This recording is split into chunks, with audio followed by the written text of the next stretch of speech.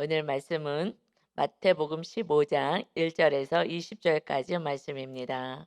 마태복음 15장 1절부터 오늘 말씀 보겠습니다. 그때에 바리새인과 서기관들이 예루살렘으로부터 예수께 나와 이르되, 지금 우리 주일 말씀에서는 예수님이 그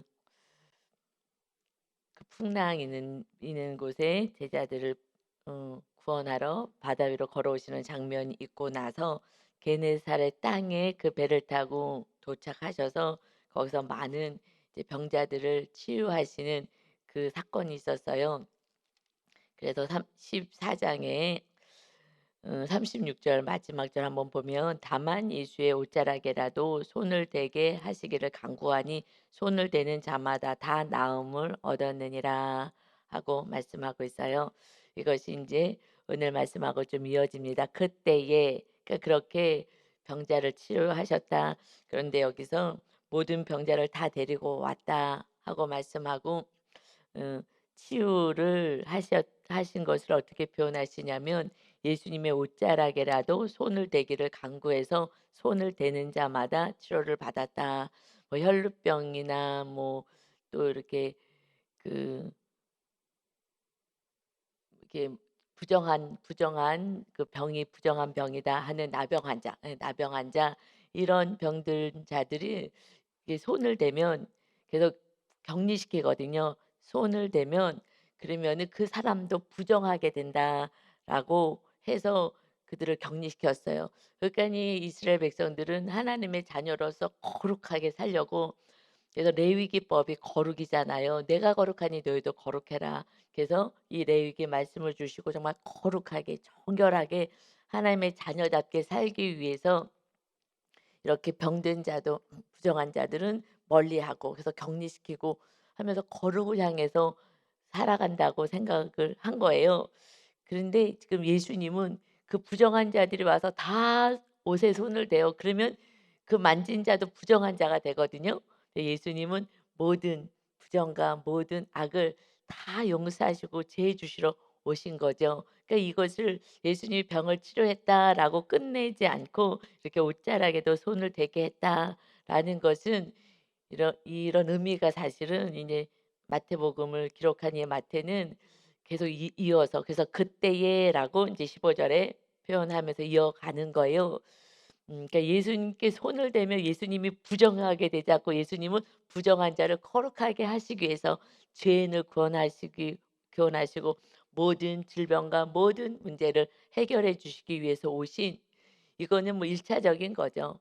그 본질은 우리 영혼의 구원을 위해서지만, 이 땅에 정말 어찌할 수 없는 죄의 문제를 해결하기 위해서 오신, 우리를 진정으로 거룩하게 하기 위해서 오신 주님이시라는 것을 이제 쭉 말씀하는 거예요. 15절입니다. 그때에 바리새인과 서기관들이 예루살렘으로부터 예수께 나와 이르되, 누구요? 가장 거룩하게 살고 있다는 바리새인들, 또 서기관 율법 학자들, 하나님의 말씀에 능통한 자들, 그들이 어디에서, 지금 예루살렘에서 갈릴리 주님이 사역하는 이 북쪽 지방으로 왔어요.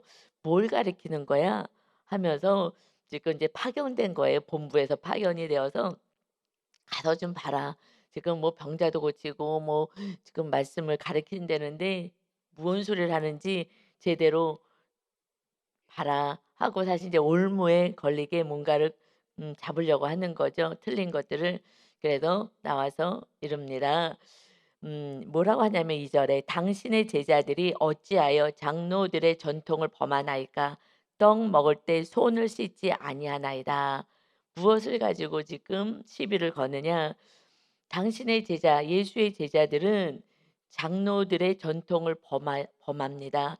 그들은 이 율법, 하나님 주신 말씀이 있었어요. 모세를 통해서 주신 말씀, 거룩하게 정결해지는 예법들을 주셨어요.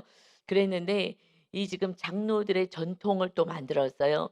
이 말씀대로 살자 하는 서기관 바리새인들, 이런 장로들이 더 거룩하게, 그래서 아주 구체적인 법을 이제 만든 거예요. 그래서 이건 사람의 법인 거죠. 그래서 우리가 더 거룩하게 살자라고 만든 것이, 먹을 때 손을 씻고 먹어야 되겠다. 정결해야 되니까 우리가 몸도 정결해야 되고 먹어야 될 음식법도 정결해야 되고 뭐 이러니까 그럴 때 손도 깨끗이 씻고 우리 입속에 들어가는 것도 깨끗해야 돼서 우리가 몸을 깨끗하게 정결하게 하자 그래서 장로들이 구체적인 이런 법까지 만들었어요. 그래서 만들었는데 예수님의 제자들은 손을 씻지 않아요. 그 예수님의 제자들도 이 법은 다 알고 있는 거예요. 그 시대는 다 알고 있었어요. 그런데 예수님을 따라다니면서 예수님이 그것을 중요하게 여기지 않으시니까 그러니까 제자들도 그냥 편하게 먹는 거예요. 뭐 그렇기 때문에 "왜 그렇게 장로들의 전통을 범합니까?"라고 했을 때 3 절에 대답하여 이르시되 "너희는 어찌하여 너희의 전통으로 하나님의 계명을 범하느냐." 지금 무엇이 더 중요하냐? 하나님이 주신 계명 정말 정결케 하는 하나님의 말씀이 더 중요한데 사람이 세워 놓은 거 이걸 가지고 지금 얘기를 하느냐? "너희들은 너희들의 삶을 봐라. 지금 장로들이 세운 전통 손 씻고 먹어서 청결하게 하고 하나님의 말씀대로 사는 거룩한 백성이 되어야 해."라고 말은 하지만 정작 삶에서는 하나님의 계명을 지금 지키는 거야. 떡 먹는 거는 뭐야? 교회에서 예배하는 거 아니잖아요. 우리 지금 교회를 다니는 이 교인들은 지금 이분법적인 신앙생활을 해요. 완전히 다른. 교회에서 예배드리고 그다음에 일 주일 동안의 생활은 완전히 하나님의 말씀을 까맣게 읽고 나하고는 아무 상관없이 내 생각대로 내 뜻대로 내가 하고 싶은 대로 이렇게 살아가는 거예요. 그래서 주님의 말씀대로 어저께 우리 주일날 은혜 받은 것이 바로 위에 14 장에서 주님이 말씀하시면 제가 무리를 걸을 수가 있습니다. "오라고 해 주세요." 하고 하나님의 말씀에 따라 살려고 하는 것이 그 주님의 제자들의 삶, 우리 하나님의 자녀들의 삶인데 그냥 내가 가고 싶으면 가고 오고 싶으면 가고 먹고 싶으면 먹고 하고 싶으면 하고 그냥 내 뜻, 내 생각대로 내가 주인이 되어서 살아가는 게 우리들은 언제 죄를 짓냐? 예배하는데 뭐 얼마나 죄를 짓겠어요. 예배하는데 물론 정말 음란한 동영상을 너무 많이 봤어. 그럼 예배를 해도 막 그 동영상이 떠오르긴 할 거예요. 그러지만은 그러고 막 내 딸은 막 미움이 있어. 그럼 예배드려도 막 그 미움 속에서 막 말씀을 안 들려고 그 미운 사람 때문에 막 분이 나고 이런 거는 있겠으나 그러나 실제 죄는 언제 져요? 삶에서 지는 거예요. 그러니까 말씀을 받고 예배드리면서 거룩하게 되고 삶 가운데서는 죄를 잘라내는 그 삶을 실체적으로 실천하며 살아야 되는데 그렇게 하지 않는 거예요. 지금 손 안 씻고 지금 떡 먹었다고 이것을 가지고 하나님의 말씀을 지키지 않았다고 지금 정죄를 하고 있는 것입니다. 그때 4 절에요. 하나님이 이르셨으되 내 부모를 공경하라 하시고 또 아버지나 어머니를 비방하는 자는 반드시 죽임을 당하리라 하셨거늘 이것이 레위기 20장 9 절에 말씀하셨죠. 만일 누구든지 자기의 아버지나 어머니를 저주하는 자는 반드시 죽일지니 그가 자기의 아버지나 어머니를 저주하였은즉 그 피가 자기에게로 돌아가리라. 그래서 10 계명의 5 계명인 거예요. 10 계명 가운데 5 계명이 내 부모를 공경하라. 이것은 이웃 사랑에서 첫 번째는 부모이거든요. 부모가 아무리 악하다 그래도 그 아이를 태어났을 때 정말 밤잠 안 자고 그 우유 먹이고 뭐 수시로 울어대는 거예요, 밥 달라고. 수시로 울어대는 거예요, 기저귀 갈아 달라고 하면서 그냥 잠도 안 자고 옛날에는 막 뭐 우리 할머니 때만 해도 막 10 남매 9 남매였는데 그것도 또 애들이 좀 더 죽고 이래 갖고 그런 거죠. 그렇게 10 남매 그렇게 그냥 평생 정말 아이 낳고 사실 이것은 좀 성경적인 거예요. 성경적인 아내들이 가정에서 자녀 낳는 하나님의 자녀를 낳는 그것이 왜냐하면은 창세기에서는 그냥 낳고 죽고 낳고 죽고 낳고 죽고 이것이 계보로 이어지거든요. 그것이 하나님의 자녀를 낳는 거예요. 그냥 천국은 비어 있으면 안 되잖아요. 그 아름다운 천국에 가야 되는데 낳아야 되잖아. 그래서 우리가 많이 낳아야 되는데 지금 사실은 자녀를 낳지 않죠. 지금 대부분 젊은 부부들은요. 산후 우울증, 이 우울증이 있어 갖고 자녀들을 양육하는 게 너무 힘들다 그러고 막 스트레스를 엄청 부리고 하더라고요. 그래서 산후우울증이 다 있다. 옛날에는 뭐 산후우울증이 없어요. 그냥 뭐 살기 바빠 갖고 그냥 애들 키우고 이렇게 했었죠. 그러니 그래도 이웃의 첫 번째는 부모예요. 부모를 음 저주하거나 함부로 하거나 욕하거나 하면 이것은 그 땅에서 하나님의 거룩한 땅에서 "이는 잘라 버려." 하고 말씀하셨어요. 왜냐하면 구약에는 지금은 은혜의 시대예요. 예수님이 오셔서 정말 정말 진심으로 회개하고 돌이키면 계속해서 용서가 계속이 됐어요. 근데 구약에서는 예수님이 오시지 않았기 때문에 짐승의 피로 그때그때 용서를 받았어요. 그런데 그 많은 사람들이 그 뭐 성전에 다 가서 뭐 그러면은 하루에도 뭐 수십 번씩 가 갖고 해야 되는 거예요. 우리 뭐 죄를 얼마나 죄가 막 제가 죄와 싸울 때는 하루에도 수십 번씩 막 '하나님 정말 잘못했어요. 정말 잘못했어.' 하면서 죄를 엄청 씻어냈거든요. 그러니 지금은 그래서 은혜의 시대라는 거예요. 지금 왜 은혜의 시대라고 얘기하냐? 주님이 근데 그냥 계속 용서해 주는 거예요. 그래서 우리를 막 정결케 해 주시거든요. 그래서 그러는 거예요. 그런데 이웃사랑에서 이게 계명이 이웃사랑이 큰 계명인데 첫 번째 이웃사랑의 부모예요. 부모를 용서하고 사랑이 안 돼 있을 때는 정확하게 표현해서요. 그 나머지 이웃은 절대 용서와 사랑을 할 수가 없어요.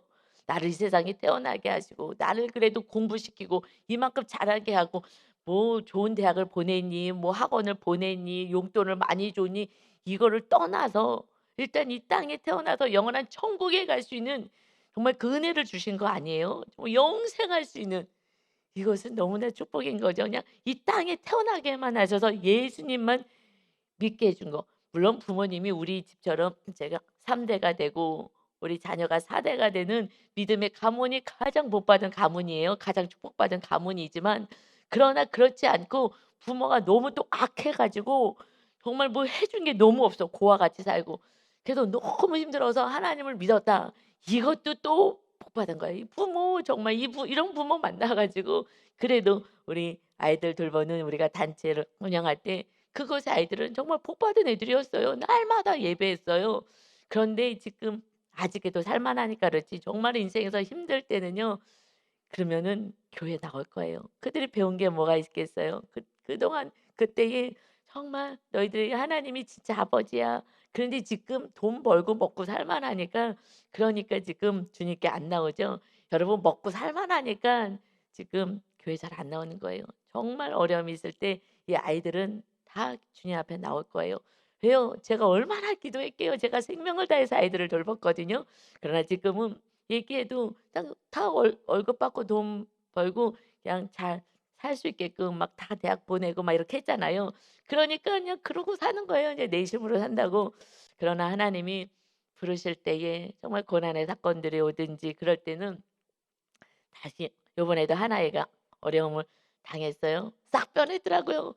이제 열심히 신앙생활 하고 할 거라고 걱정하지 않으셔도 된다고 날마다 성경도 읽고 이렇게 하고 있다고 그러듯이 제 "너는 기대요." 그때 아이들이요 군대를 갔어요. 근데 군대 갔다가 제대하면 안 와요. 제대하면 인제 빠이빠이 아예 소식도 끊고 안 오는데요. 중간에 인제 휴가 나왔을 때 왔어요. "어떻게 너 거기서 군대에서 저기 교회 다녀야 되는데 어떻게 잘 다니냐?" 그랬더니 "그럼요. 제가 새벽 예배를 했잖아요.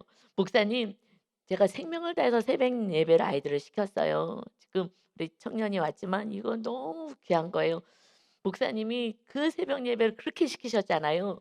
그래서요 그 힘이 강력해요. 목사님 이 새벽 예배는요 끝까지 하셔야 되는 거예요." 저한테 와 가지고 군대 갔다가 휴가 나온 애가 그렇게 얘기를 하는 거예요. 그래서 제가 지금 그 군대 가서 예배드리잖아요. 그렇지 않았으면은 저 예배 안 드렸을 것 같아요, 군대 가서. 그런데 군대 가서 제가 예배드릴 수 있었던 것은요. 그냥 새벽마다 매일같이 예배를 드리고 해서 그래도 제가 믿음이 있어서 군대 가서 예배도 잘 드리고 "저 예배 잘 드리고 있어요."라고 얘기를 해요. 근데 제대하고 인제 세상 맛을 또 보니까 그냥 또 타락을 했어요. 그래서 어느 날 인제 수요예배 우리 교회 왔어요. "야 너 아산에 지금 살아 직장 다닌다니까 와라."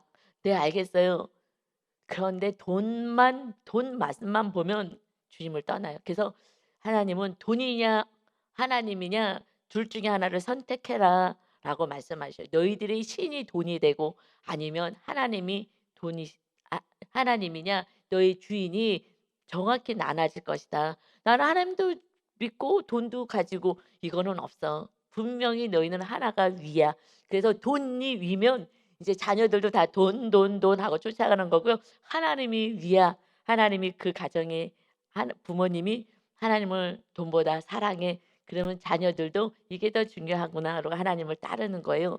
이거는요 누가 보여주는 거예요? 정말 너희들 전통처럼 산당같이 부모가 보여주는 거예요.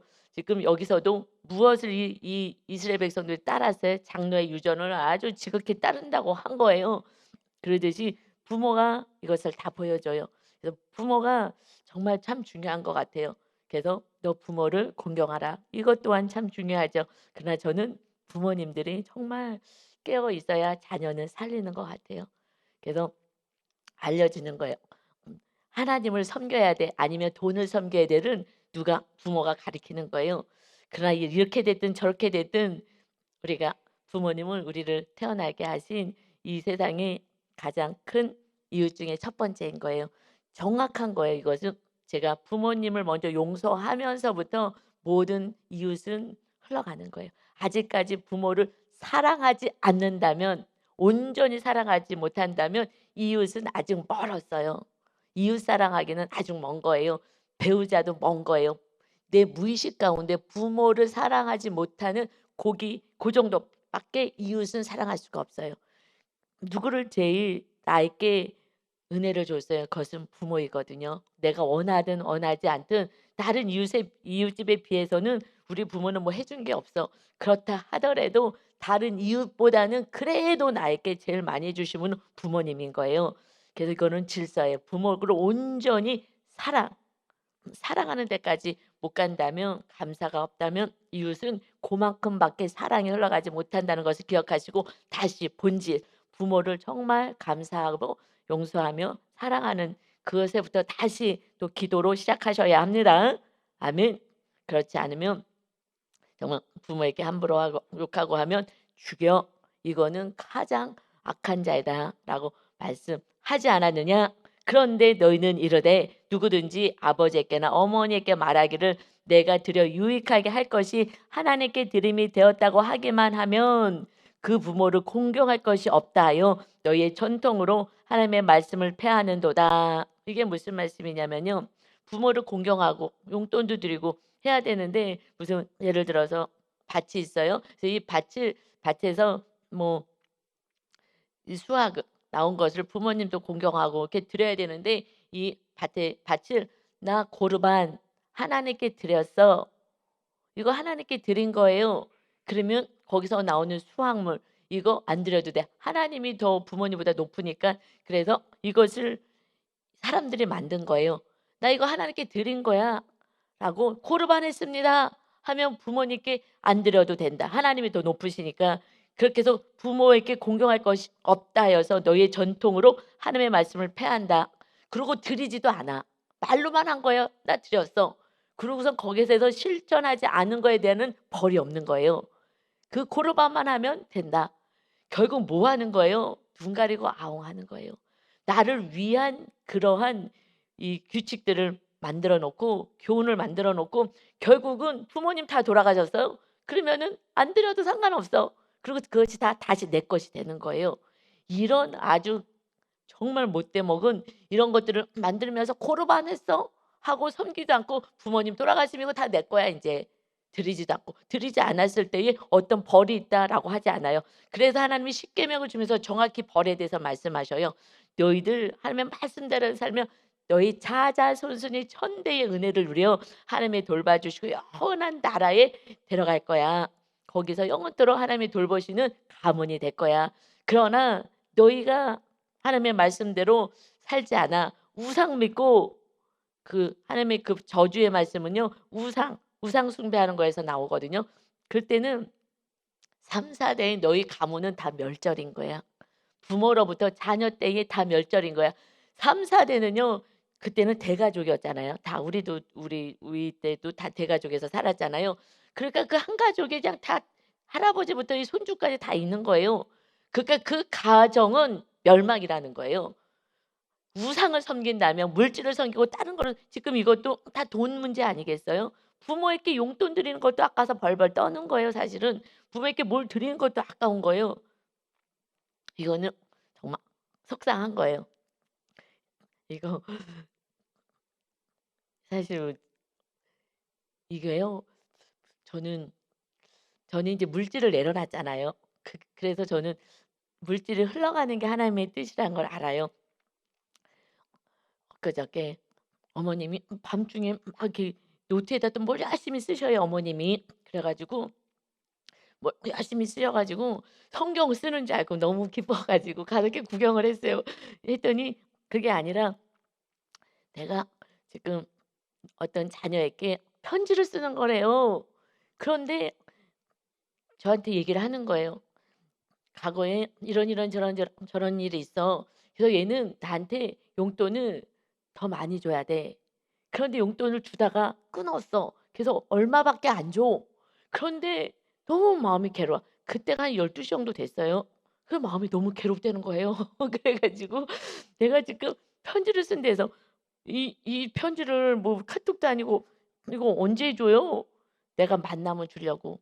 그러셔요. 그래서 제가 인제 화장실 갔다가 오면서 들어가려고 그랬더니 다시 불러요. "이거 한번 읽어 보래요." 그래서 싫다 그랬어요. 제가 왜 그걸 읽어. 무슨 일이 있었는지 괜히 머릿속에 들어오면 괜히 제가 뭐 저기 뭐 혹시라도 정지할 수도 있고 그래서 아우 아니라고, 아니라고 그러는데 사실 제 마음이 좀 짠하더라고요. '아 섭섭하시구나. 자녀들이 이렇게 용돈이 쪼끔 줄은 거예요. 그러니까 줄은 거예요. 지금 드리긴 하는데 쪼끔 줄었나 봐요. 그래서 너무 마음이 섭섭하다고. 그래서 내가 나중에 이거 만나면 편지를 주려고 쓰고 있대요. 그래서 제 마음에 사실은 아유 어머님이 살면 얼마나 사시고 그거 뭐 싸들고 뭐 어떻게 뭐 주식 투자를 하겠어. 뭘 하겠어요. 그냥 잘 갖고 있다가 그냥 하실 건데 그래서 좀 마음이 짠한 마음이 들어서 하여튼 부모님이 이제 '얼마 사실까.'라는 생각을 사실 해요. 그래서 연세 드시면 부모님이 돈이 뭐가 필요해. 돈은 사실 필요는 없어요. 우리 집에서 뭐가 필요하겠어요. 무슨 뭐 반찬을 사서 드시겠어요. 뭐 하겠어. 그냥 그래서 솔직히 어머니도 그러세요. "나는 돈 필요 없어. 내가 뭐 안 줘도 상관없어. 그런데 마음이 섭섭하다." 근데 이해가 될 것 같아요. 그냥 섭섭해. 왜냐면 이렇게 좀 줄이니까 줄여 가지고 섭섭해서 '아 그러시구나.' 저는 뭐 어떤 상황인지 정확히는 몰랐지만 그래서 "너도 이거 한번 읽어 좀 봐 봐." 그래서 내가 웃으면서 "아유 싫어요." 그냥 그러면서 그냥 들어갔는데 밤에 한밤중에 그걸 쓰시는 모습을 보면서 짠한 마음이 있었어요. 부모님은요 생명을 다해서 다 돌보고 다 그동안 그 투자한 거 따지면은 자녀들의 알레나 모르겠어요. 그러죠. 그래서 부모를 공경하는 거는 이것을 안 하면서 하나님은 공경할 수 없어요 정확히. 부모를 공경하지 않는데 나는 하나님을 공경한다. 왜 그런지 아세요? 복 받고 싶어서 그래요 축복. 하나님께 축복받고 싶어서 하나님께 섬기는데 부모에게는 하지 않는 거죠. 요 부분은 또 저도 다시 그래서 그 섭섭함을 조금 제가 좀 메꿔 드려야 되겠다라는 마음을 가졌어요. 오늘부터 또 실천해야 되겠네요. 마음을 가졌는데 하여튼 예 저도 오늘 말씀은 바로 실천이니까 저와 이 말씀을 받는 여러분들은 우리 실천하면서 부모님을 뭐 물질이 없으면 전화라도 이렇게 잘해서 봉양하시기 바랍니다. 아멘. 이것이 하나님의 기쁨인가. 그렇지 않으면 막 돌던 저기 죽여버리라고 할 정도로 부모를 사랑하고 섬기라는 것이죠. 그래서 이어서 7 절에 보면 "외식하는 자들아 이 위선자들아." 하는 거예요. 막 거룩하다고 하는 이들을 향하여서 이사야가 예언하신 말씀이 하나님이 주셨던 그때부터 "너희에게 관하여 잘 예언하였도다. 일러스되 이 백성이 입술로는 나를 공경하되 마음은 내게서 멀도다." 입술로는 나를 공경하지 그러나 마음은 멀어 사람의 계명으로 교훈을 삼아 가르치니 나를 헛되이 경배하는도다 하였느니라 하시고 사람의 계명으로 교훈을 삼았어. 나를 헛되이 경배하는 거야. 이것이 예언됐던 말씀 그대로 너희들 이렇게 사는 거지. 하나님이 기뻐하는 것이 이웃 사랑인데 부모도 경경하지 않으면서 입술로만 하나님을 경배한다, 공경한다. 이것은 하나님의 계명을 지키는 게 하나님을 공경하는 거야. 이웃의 사랑 첫 번째 부모도 공경하고 사랑하지 못하면서 무슨 이웃을 사랑한다고 하느냐. 입술로만 하지 마음은 내게서 멀어. 지금 마음 중심은 너희들은 부모도 이웃도 사랑할 마음도 없고 하나님도 온전히 경배하는 것이 아니다. 10절이요. 무리를 불러 이르시되 듣고 깨달으라. 이제 좀 깨달아 하고 하시면서 11절에 입으로 들어가는 것이 사람을 더럽게 하는 것이 아니라 입에서 나오는 그것이 사람을 더럽게 하는 것이다 라고 말씀하셔요. 자, 입으로 들어가. 지금 이 떡을 손짓지 않고 먹었어요. 아유 저 더러워 더러지겠네. 죄를 졌네 라고 생각을 하지만 입으로 들어가는 것을 사람이 더럽게 하지 않아. 입에서 나오는 것이 더럽게 하는 거야. 입에서 나오는 거 하고 말씀하셨어요. 그랬더니 이제 이게 비유잖아. 이것을 말씀하셨어요. 그러니까 12절에 이에 제자들이 나와서 이르되 바리새인들이 이 말 듣고요. 걸림이 된 줄 아십니까? 화가 나고요. 분노가 났어요. 저들이 지금 더 막 분을 내고 있어요. 이 말씀에 대해서 사람의 전통에 대해서 지금 말씀하시니까 그러니까 사람이 싫어하든지 말든지 일단 진리는 진리인 거예요. 전해야 될 것은 전해야 되는 것이에요. 그랬을 때에 13절에 예수께서 대답하여 이르시되 심은 것마다 내 하늘 아버지께서 심으시지 않은 것은 뽑힐 것이니 예수께서 대답하여 이르시되 심은 것마다 내 하늘 아버지께서 심지 않은 것은 뽑힐 거야. 그냥 줘라. 그들은 맹인이 되어 맹인을 인도하는 자로다. 만일 맹인이 맹인을 인도하면 둘 다 구덩이에 빠지리라 하시니 결국 맹인 되어서 말씀도 모르고 내가 어떻게 살고 있는지 정확히 자기 모습도 보이지 못하는 장님이야 장님. 말씀을 봐도 까막 눈이고 자기 모습도 보이지 않은 그러한 삶을 사니 나도라. 하나님께서 구원하고자 하면 구원이 될 텐데 저들은 교만하여서 말씀을 받지 않는 자들이야. 맹인이야. 그들을 쫓아서 다니는 자들 다 맹인이지. 사실 이것이 가장 두려운 것 같아요.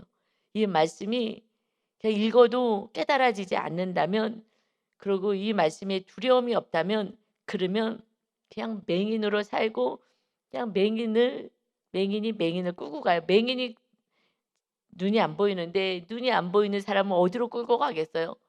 그냥 뭐 벽에도 가서 부딪혀야 되고 어디가 길인지도 모르니 그러고 가는 거예요.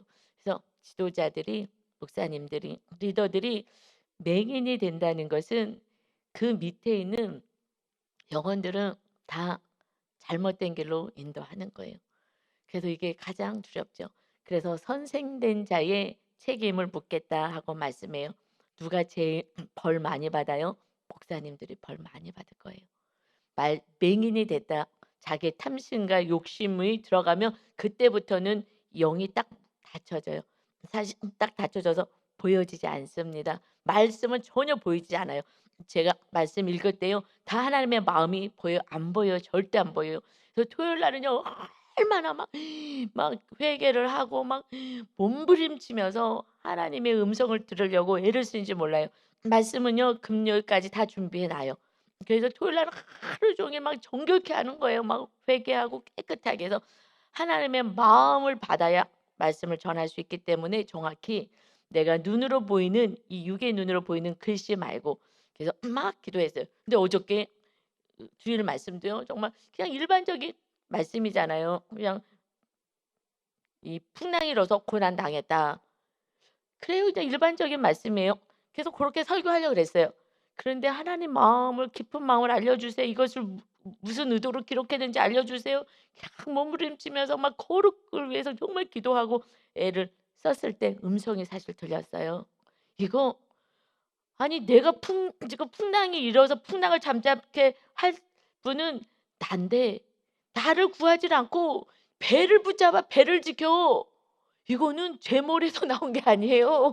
제가 묵상해서 받은 게 아니에요. 전혀 몰랐는데요. 갑자기 배를 붙잡고 있어 이들이. "배를 지킨다. 배를 지켜." 하고 막 안타까워하시는 그 음성이 들리는 거예요 제 마음에서. 저는 전혀 상상도 못 했어요. 이 말씀 배를 지킨다. 아니 그래서 주님이 배에 딱 타시니까 풍랑이 잠잠해져더라. 주님을 찾고 주님을 모셔 드릴 생각을 안 해. 우리 심령 안에 주님이 모셔 드리면 그때 풍랑이 멈추는 건데 모든 문제가 해결되고. 그런데 배를 지킨다 배를. 근데요 정말 깜짝 놀랐어요. 정말 배를 지키려고 막 안달한 거잖아요. 막 지치고 힘든 것은 배가 쓰러지고 죽을까 봐 내 목숨을 배에 의탁하고 있는 거예요. 그래서 '배를 지키려고 저렇게 몸부림을 친다.'라는 그 말씀은요 하나님이 주신 거예요. 이런 말씀 주지 않으면은요 성도를 어떻게 이끌어가요? 이끌어갈 수 없어요. 그냥 "풍랑이 이렇습니다."라고 끝나는 거예요 그냥 사건으로. 그래서 "이런 일이 있었습니다." 자 그 전 장로의 전통을 지킵니다. 이게 뭐예요? 뭐 아무 영양가도 없는 거예요. 그냥 '그랬구나.' 그리고 또 가서 내 뜻대로 살다가 오고 '그랬구나.' 이 말씀은요 정말 하나님의 마음 안타까운 마음 '왜 배를 지켜? 너희들이 뭘 지키는 거야? 사업장을 지키냐? 뭘 지키냐? 너희가 지킬 수가 없어.' 주님이 딱 오시니까 풍랑이 잠잠해지는 거예요. 주님을 모셔야 되는데 우리 심령이 주님 모시는 데 관심이 없다라는 거예요. 그래서 지금 놔둬라. 저 장님들이 끌고 가는 거야. 같이 그냥 지옥으로 끌고 가는 거야.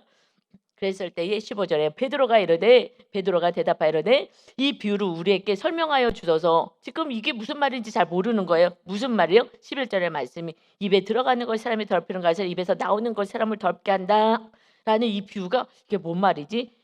그래 갖고 다시 여쭤봐요. "이거 비유 좀 알려 주세요." 그래서 제가 비유를 알려 달라고 "하나님 이 말씀 무슨 뜻이에요? 좀 알려 주세요." 하고 제가 몸부림을 치는 거예요. 제가 몸부림을 쳐도 받아서 알려 드리는 거예요. 토요일 날은 그래서 사람을 안 만나거든요. 거의 안 만나고 막 애를 써요. 왜냐하면 마귀 틈탈까 봐. 그러면 거룩해야 돼서 말씀을 깨달아야 되기 때문에. 그래서 "비유 좀 알려 주세요." 했을 때 16 절에 예수께서 이르시되 "너희도 아직까지 깨달음이 없느냐? 이렇게 얘기했는데도 아직도 모르느냐? 입으로 들어가는 모든 것이 배로 들어가서 뒤로 버려지는 줄을 알지 못하느냐? 응가로 나오지 입으로 들어가서 나가지 그러나 입에서 나오는 것들" 이건 뒤로 나오는 건데 입에서 지금 나온다는 거예요. 나오는 것이 더럽게 한다. 입에서 뭐가 나와요? 마음에서 나오나니 너 입에서 나오는 것들은 마음에 있는 것이 나오는 거야. 이것이야말로 사람을 더럽게 하느니라.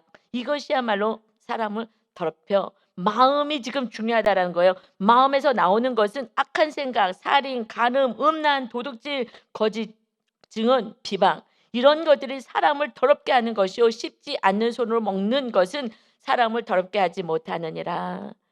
이것을 거룩하게 하겠다고 손을 깨끗이 씻고 내가 고상한 척하고 해 봤자 너희들의 마음에 있는 것이 입으로 나와. 너희 마음이 지금 중요한 건데 마음에는 정말 겉으로는 거룩한 척하고 뭐 거르고 뭐 할렐루야 아멘 하고 말씀을 잘잘잘 외우고 한들 너희 마음에서 지금 나오는 것이 있어. 악한 생각, 살인, 간음, 음란, 도둑질, 거짓, 증언, 비방 이런 것들 네 마음 안에 있지.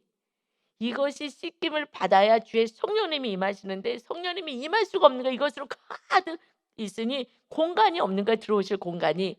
이것을 하나하나 잘라내야 거룩해야 성령 하나님이 임하시는 은혜가 있습니다. 여러분 우리 마음 그래서 마음을 지켜라 말씀하셔요. 잠언서 4장 23 절에 모든 지킬 만한 것 중에 더욱 내 마음을 지켜라. 생명의 근원이 이에서 남이니라. 여러분 마음 지켜야 돼요. 부모님이 몰라. 우리 자녀들은 죄를 짓고 와도 부모가 모를 것 같아. 그래서 막 죄를 져요. 그러나 내가 죽어가고 있는 거예요. 내 안이 막 더러워지고 그래서 내가 죽어가고 있는 것입니다. 하나님이 함께 할 수가 없어요.